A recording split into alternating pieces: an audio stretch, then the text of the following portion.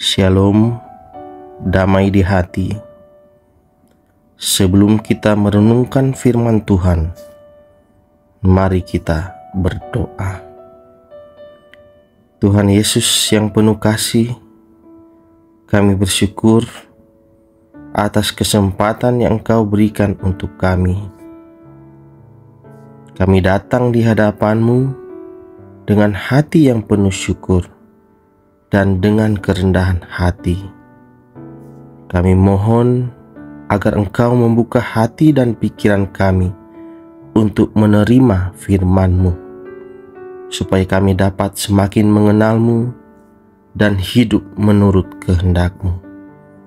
Berikanlah kepada kami hikmat dan pengertian, agar setiap kata yang kami renungkan hari ini dapat menguatkan iman kami, membimbing langkah kami, dan menyatukan kami dalam kasih-Mu. Kami menyerahkan waktu renungan ini ke dalam tangan-Mu. Tuhan, kiranya Roh Kudus-Mu hadir di tengah kami, memberkati setiap kata dan langkah kami. Dalam nama Tuhan Yesus, kami berdoa. Amin.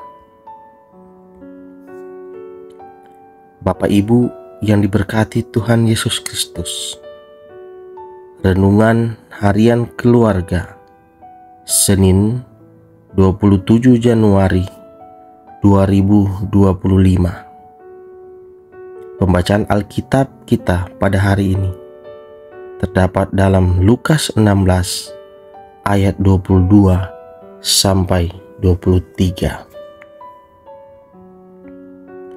Kemudian matilah orang miskin itu, lalu dibawa oleh malaikat-malaikat ke pangkuan Abraham.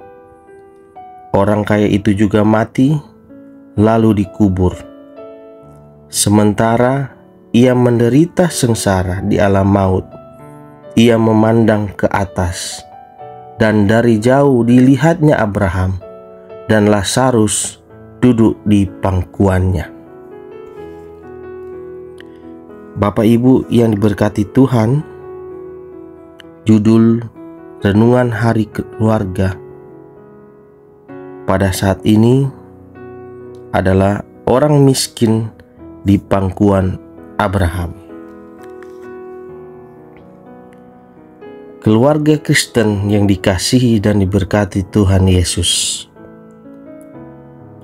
kematian tidak memandang status seseorang. Sehebat dan sekaya apapun seseorang, pasti suatu kelak ia akan mati. Demikian orang miskin dengan kemiskinannya juga akan mati. Hal ini mempertegas tentang kematian yang tidak memandang bulu.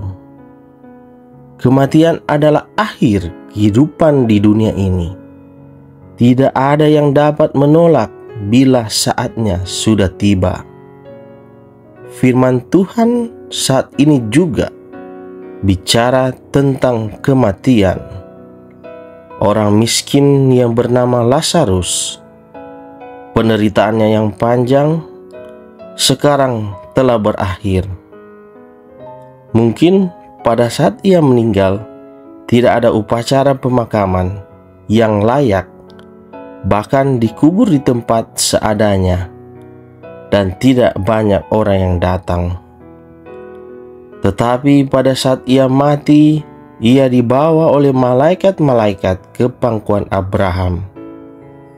Abraham yang adalah bapa segala orang beriman. Kematian juga dialami oleh orang kaya.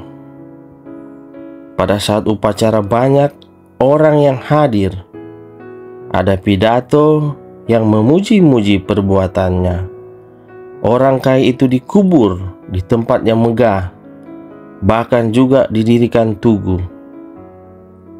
Upacara dan kubur boleh berbeda, tetapi tempat setelah kematian itu yang penting. Ditulis bahwa Lazarus, orang miskin itu, mendapat tempat yang menyejukkan.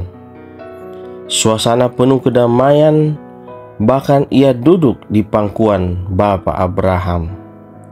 Sebaliknya, orang kaya itu semasa hidupnya penuh dengan kelimpahan, tetapi setelah mati mendapatkan tempat di alam maut.